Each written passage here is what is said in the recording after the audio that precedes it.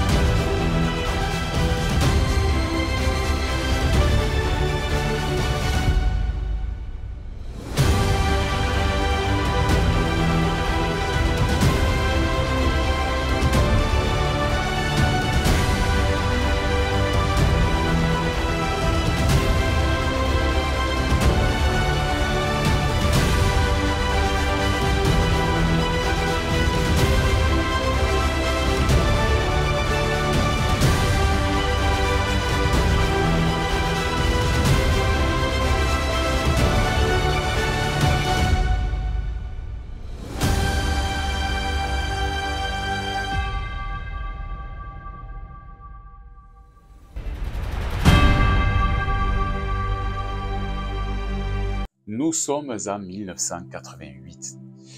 Je vous ai souvent expliqué que je passais mes week-ends chez mon pote d'enfance GT, et ce jour-là, on va pas déroger à la règle. Dès que je suis arrivé chez lui, ses parents étaient en course, il m'a dit « Écoute, il y a mon frère qui a vu un film, écoute, il est horrible apparemment, il en a été retourné, je sais où est sa cassette, il l'a planquée dans sa chambre, donc on va se la mater le temps que les parents soient en course. » Donc techniquement, on avait à peine 2 heures. En 2 heures, il fallait qu'on prépare, qu'on regarde et qu'on range. On ne savait pas du tout à quoi s'attendre. C'était vraiment le terme, on ne savait pas du tout à quoi s'attendre. Alors, on part sur Street Trash. Street Trash est un film d'horreur gore américain, sorti en 1987. Il est réalisé par Jim Muro, et ce film-là sera le seul que ce bon vieux Jim réalisera. Par contre, il sera à la réalisation d'épisodes de séries comme Southland, Shameless, Seal Steam, Animal Kingdom et pas mal d'autres. Donc le film débute quand un SDF suit un homme qui vient de jeter un sac d'ordures de façon pas très discrète, on va dire qu'il le suit, regardez, jusqu'à son bureau. Il se fait repérer bêtement en poussant un « oh » de dégoût. Ça fait même pas 1 minute que le film a commencé, on part déjà sur du P. Je sais, à ce moment-là, je sais vraiment pas où le film va nous amener. Mais ça promet. Je pense que ça promet. Bref, le vagabond s'enfuit. Il est une voix qui m'appelle et me dit... Pas celui-là, vagabond, le SDF. Essayez de comprendre. Je me rends compte que la vidéo va être très très compliquée cette fois-ci. Encore un coup de Mister Web, ça ne change pas. Allez, on va essayer de reprendre tant bien que mal. Donc le vagabond s'enfuit avec en main une bouteille volée à son poursuivant, et justement, cette poursuite, elle est intense. C'est d'un suspense insoutenable. Quelques passants prennent, on va dire, part à la course, qui ressemble plus à un bon vieux sketch de Benny qu'à une vraie traque de voleurs.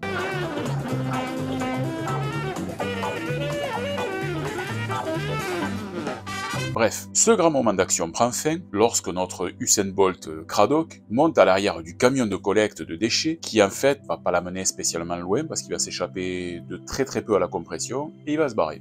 Un peu plus tard dans la journée, dans la remise d'un magasin de spiritueux, Le gérant, en fouillant son stock, découvre une cachette dans le mur. De cette dernière, il va trouver une caisse en bois, qu'il va s'empresser de tirer vers lui pour voir ce qu'elle contient. Jusque-là, logique. Et surprise, le trésor qui s'offre à lui, c'est de la gnôle. Une gnôle qui porte le nom de Viper. Ouais.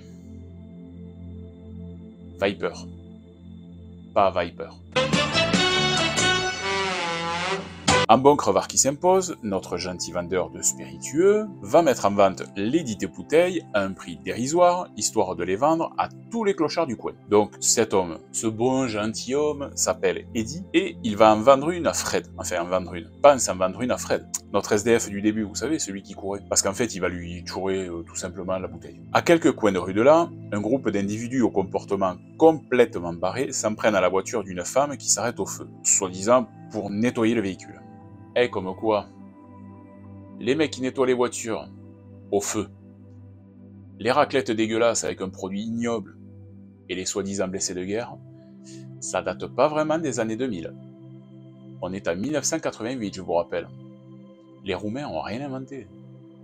Un jeune couple qui arrive également au croisement se trouve agressé par un des clochards. L'homme, qui veut faire un peu le kéké, il sort de la voiture, enfin, on le sort de la voiture, il est passé à tabac et il va finir sa course à travers le pare-brise à la tête fracassée. Alors, Fred, qu'on va retrouver, est assis au bord de la route. Il va rencontrer une connaissance à lui en la personne de Vinci, qui va lui subtiliser discrètement la bouteille de Viper qu'il avait dans sa poche, puis il va se casser pour aller se biturer un peu plus loin. Donc ce cher Vinci est assis dans des chiottes publiques, à l'hygiène pas vraiment on va dire, je pense. Et justement, notre clochard voleur commence à se rincer le gosier avec une bonne gorgée de Viper, ce qui bizarrement va lui rendre la langue bleue, mais pas que. Alors non, il n'a pas sucé un schtroumpf. L'homme est pris d'une violente douleur au ventre et son corps commence à se décomposer. Un liquide bleu justement coule de lui et il est en train de fondre comme avec de l'acide en fait. Ses hurlements résonnent aux alentours. Mais bien sûr, personne ne viendra lui porter secours. Il ne restera rien d'autre que sa main suspendue à la chasse d'eau et une vague flasque où on l'aperçoit, son visage vraiment fondu. Un peu plus loin dans le quartier, dans la casse automobile, Wendy rejoint Kevin, qui se réveille en sursaut. Il lui raconte son cauchemar, qui a rapport avec des chiens qui le poursuivent. Wendy se moque un peu de lui, mais lorsque Frank Schneider, le patron de la casse, la somme de venir travailler, alors le mec, il est nickel. C'est un Weinstein en puissance, il l'appelle au micro avec des haut-parleurs dans toute la casse, histoire juste qu'elle n'oublie pas pour qui elle travaille. Sympa le mec. Donc elle n'a pas vraiment le choix que d'y aller. Cette dernière se fait réprimander par son patron, et elle quitte la pièce en se faisant menacer d'être virée. Retour sur Fred, qui est réveillé par Burt, un ami à lui, car il le trouve dormant sur le pavé.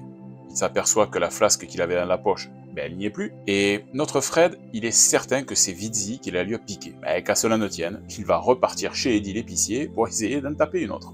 Justement, chez Eddie, il y a un nouveau clochard qui vient d'acheter une flasque de Viper, et par la même occasion, qui va essayer de raconter sa vie à Eddie qui s'en fout royalement. Sur le retour de son lieu de vie, le vieux clochard va se faire accoster violemment par un flic qui lui pose des questions. A priori, un meurtre a été commis, et ce serait Bronson, le caïd du coin, pour lesquels bossent tous les SDF, qui serait vraiment dans l'œil du viseur. Comme il ne sait rien, Bill le policier n'a pas vraiment le choix que de laisser partir. Et il permet à notre vieux Clodo de monter dans son pseudo-appartement pour s'en jeter un coup derrière la cravate. Et sous le regard du chat qui passe par là, le vieil homme va lui aussi, tout comme Vinci, se dissoudre petit à petit dans on va dire, des râles assez équivoques. Bref. Et même un morceau en décomposition va tomber sur le visage d'un passant qui va se mettre à hurler, courir, et qui finalement va lui aussi mourir de cause tout simplement acidulée, si on peut dire ça comme ça, parce qu'en fait, le morceau qui lui est tombé sur le visage contient tellement d'acide que ça va lui ronger la tête. Un peu plus loin, dans un coin de la casse, Bronson, donc le grand caïd, mate Wendy qui distribue de la nourriture nécessitée. De retour à son domicile, Fred est rejoint par son frère Kevin, qui lui explique qu'il a réussi à gagner quelques dollars en aidant un des mécanos de la casse pour réparer un des véhicules. Le soir venu, Bronson raconte ses souvenirs du Vietnam pendant que Burt, Fred et Kevin se font un petit dîner bien tranquille. Une fois que tout le monde a fini de manger, Burt et Fred partent chacun de leur côté. Et dans une ruelle, Fred va faire la rencontre d'une femme. Elle vient de poser une magnifique galette, due à l'alcool bien évidemment. Elle est complètement bourrée. Alors Fred, la grande classe, lui dit qu'il va la ramener chez lui pour la... Alors, maintenant, on dirait pour la soulever, mais là, il le dit pas dans ces termes-là.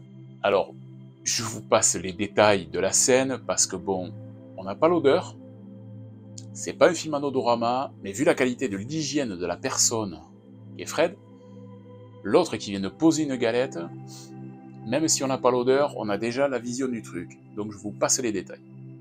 Retour dans la rue où le vieux clochard se fait malmener par des voyous. La police arrive avec l'agent Bill en tête, il va faire fuir tout le monde et embarque le pauvre Clodo qui balance à l'arrière d'un camion, on va dire en charmante compagnie, avec un groupe de prostituées. Il va le questionner sur les activités de Bronson pour tenter de le mettre sous les verrous. Seulement, lui, il n'a rien vu. Au petit matin, Wendy se fait agresser par son patron. Alors, je dis ça comme ça, monsieur Chinzer. Elle n'est pas d'accord. C'est pas très MeToo, ça. C'est plus Weinstein. Cette espèce de gros porc, il s'est lancé dessus et vous allez voir. Bref, le gros porc s'effondre sur la pauvre Wendy qui le frappe et finalement, elle finit par s'enfuir. Mais tout en fumant, justement, et en rageant de ne pas pouvoir avoir eu les faveurs de Wendy, le gros porc se rend au bout de la casse. Il va trouver le corps d'une femme totalement dénudée qui semble sans vie. A priori, c'est le corps de la femme qu'avait ramené Fred. Bon, là non plus, je vais pas vous dire ce qu'il en fait. C'est dégueulasse. C'est franchement dégueulasse. À l'opposé de ce lieu, Fred déambule jusqu'à tomber sur Bronson, qui commence à le passer à tabac. Alors il essaye de l'étrangler, et à un moment donné, Bronson va faire une pause, et le temps juste de couper le... comment vous dire, le trilili du mec qui pissait juste à côté. Alors, on est à la moitié du film. Honnêtement, je sais pas où va le scénario. C'est n'importe quoi. Il n'y a rien qui va, il n'y a rien qui est cohérent. On continue. Donc, les cris du nouvel eunuque alertent tout le monde, qui viennent voir ce qu'il se passe, et évidemment, Bronson va lancer le morceau de viande à un, qui va le relancer à un autre, qui va le relancer à un autre. Bon, en fait, voilà, ils vont jouer avec la teub de monsieur. Le pauvre eunuque arrive à, tant bien que mal, à récupérer son morceau pour partir à l'hosto et se faire recoudre. Au commissariat, Bill apprend la mort de la femme que Schweitzer a violée. Post-mortem, je vous le répète. Il reçoit Nick Durand, son mari, et également le portier pour témoigner que la femme est bien partie avec un des clochards de la casse. Mais le mari a une tendance violente. Et quand l'agent Bill le remet rapidement en place en lui rappelant que c'est lui la loi et qu'il a intérêt à ne rien faire, la situation s'envenime légèrement. Quelques heures plus tard, un homme de bain de Durand est envoyé à la casse pour trouver justement le fameux Fred avec qui est partie la femme de Durand. Heureusement que Bill avait senti que quelque chose allait se passer, il arrive au moment où ça commençait à devenir critique pour notre Fred. Un combat s'engage entre le flic et le tueur, les coups pleuvent et Bill finalement remporte largement le combat en défonçant la tronche de l'agent envoyé par Durand. Fred repart de son côté pour rejoindre son frère et lui faire la leçon sur le fait qu'il ne devrait pas toucher Wendy, au risque de se faire virer de la casse par Schweitzer. Fred s'emporte face à Kevin. Il lui reproche la vie qu'ils ont maintenant, et qu'il était bien mieux avant que son frère ne redébarque dans sa vie. Donc l'agent Bill, l'inspecteur Bill, enquête de plus en plus dans la casse. Il va tomber dans le piège de Bronson, et surtout celui de sa copine, qui est pas vraiment éclatante de propreté non plus. Putain, faut avoir faim pour y aller. Bronson le poignarde dans le dos, avec une espèce de couteau fait en os, ce qui va mettre en rage le policier. Le combat s'engage réellement, et Bronson, va lui mettre une belle dérouillée au flic. En fait, il va essayer de l'asphyxier, il va réussir, et dans un élan de courtoisie, et histoire de finir le travail commencé, Bronson va pisser sur le corps de Bill.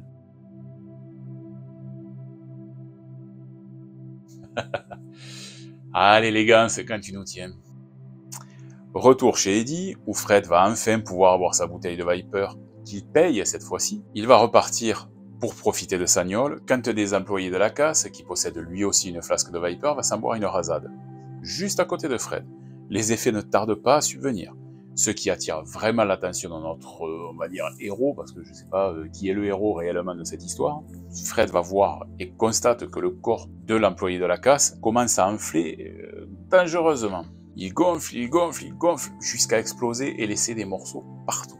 C'est franchement dégueulasse. Notre pseudo-héros s'enfuit en courant. Jusque-là, c'est normal. Il va se demander si le Viper n'aurait pas un rapport avec tout ce qui arrive. Et d'ailleurs, pour en être certain, il va tendre un piège à Wheezy, qui est pas loin de là, qui va l'agresser pour lui voler sa bouteille de Viper. il va la boire devant lui, et bien sûr, le corps de Wheezy va se décomposer sous les yeux de Fred. Alors là, il ne reste plus qu'un amas de chair visqueuse et franchement, pas vraiment ragoûtante.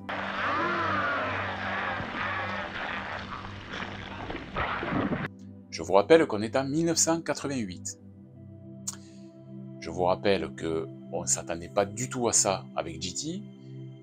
Autant vous dire que le petit déj qu'on a pris quelques heures avant, il est en train de faire des va-et-vient, mais comme il faut.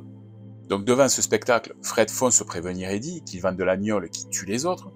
Sauf que ce con-là, il va en boire de sa propre mixture. Et il va se liquéfier sur le trottoir. Alerte. Alerte. Bronson de son côté reçoit une bouteille de Viper de la part d'un de ses subalternes, mais sa copine va la lui piquer et en boire devant lui. Pas le temps de dire quoi que ce soit, son corps va aussi se dissoudre dans un hurlement atroce. Bronson, impuissant, ne peut que constater l'horreur de la situation. Au bureau, Wendy, qui a ramené Kevin, commence à se déshabiller et à profiter du jeune garçon. C'est à ce moment bien précis que Bronson débarque dans le bureau et essaye d'agresser Kevin qui s'enfuit. Il le poursuit dans le garage et, armé de son fameux poignard fait à partir d'os humains, il va essayer de planter Kevin. À cet instant, Bronson est totalement incontrôlable. Il tue un des employés de la casse et continue sa chasse de Kevin. Fred arrive pour aider son frère en lançant du Viper au visage de Bronson, qui commence à avoir le côté gauche de la face qui se désintègre. C'est au tour de Fred de tomber dans les griffes de Bronson. Et grâce à l'intervention de son frère, ils arrivent à se débarrasser du roi des clochards d'une façon... Non, je vous laisse voir. Allez-y. Celle-là, c'est cadeau. Je vous laisse la voir.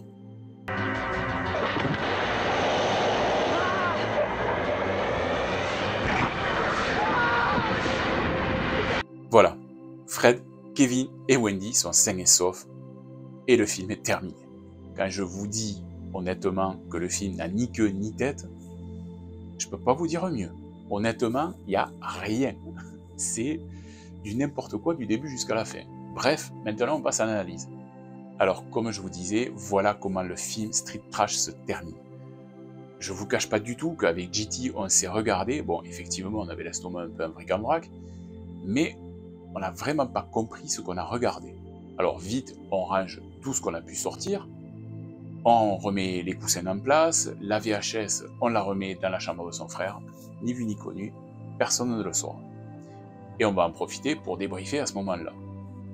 Bon, l'un comme l'autre, hormis l'estomac retourné, on n'a pas trouvé le film génial. Alors pour vous proposer cette vidéo, il a fallu que je me refasse Street Trash. Et je dois dire qu'effectivement, ce film, c'est un ovni total. C'est un film qui est mal filmé, mal doublé, mais c'est peut-être ce qui en fait une œuvre culte dans le milieu du gore. Jim Muro a renié son film pour de multiples raisons, mais je dois reconnaître qu'il a du talent pour avoir contourné la censure. En fait, il a changé la couleur du sang en couleur bleue, verte, jaune, bizarre. Et la censure n'a pu strictement rien faire. En ce cas-là, oui, Jim Muro a eu une bonne idée. Mais après, concrètement, le film, voilà, c'est... je comprends plus. Concernant le casting, j'ai pas grand-chose à dire. Il n'y a que des inconnus qui le resteront, que ce soit Bill Shepil, Jana Karawa, bien Nick Lexi, ce sont des acteurs qui n'ont fait qu'un seul métrage. Alors, voilà, c'est la fin de la vidéo.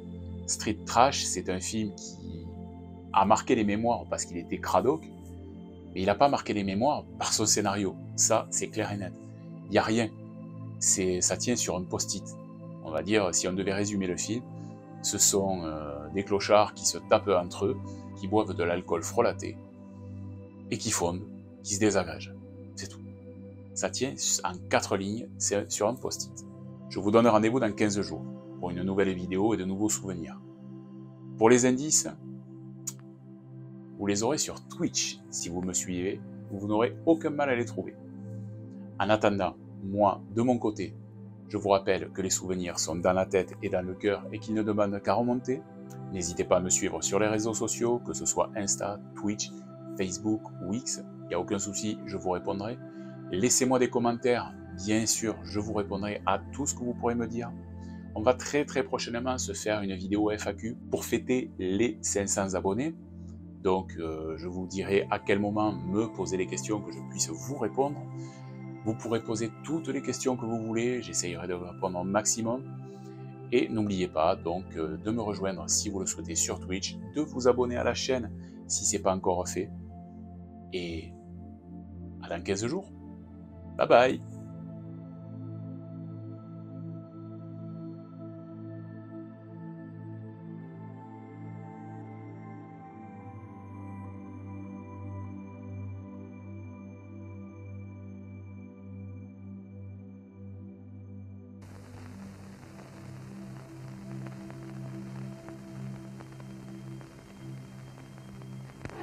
Imaginez qu'un vendeur d'alcool retrouve dans sa cave une vieille caisse de bouteilles et qu'il les mette en vente croyant que les années bonifient l'alcool. Imaginez simplement qu'il se trompe. 18 pour moi. Aujourd'hui, je te propose $100. Tiens, petit. Prends la bouteille. Regarde.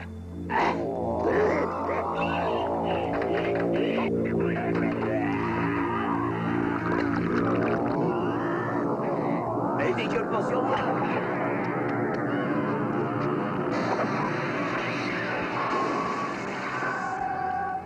Et regarde-le, il passe vraiment par toutes les couleurs.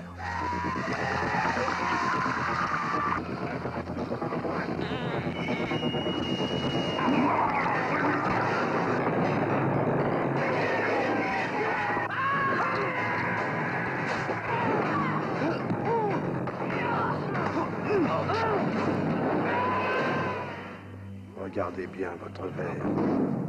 Et surtout, faites attention à ce qu'il y a dedans.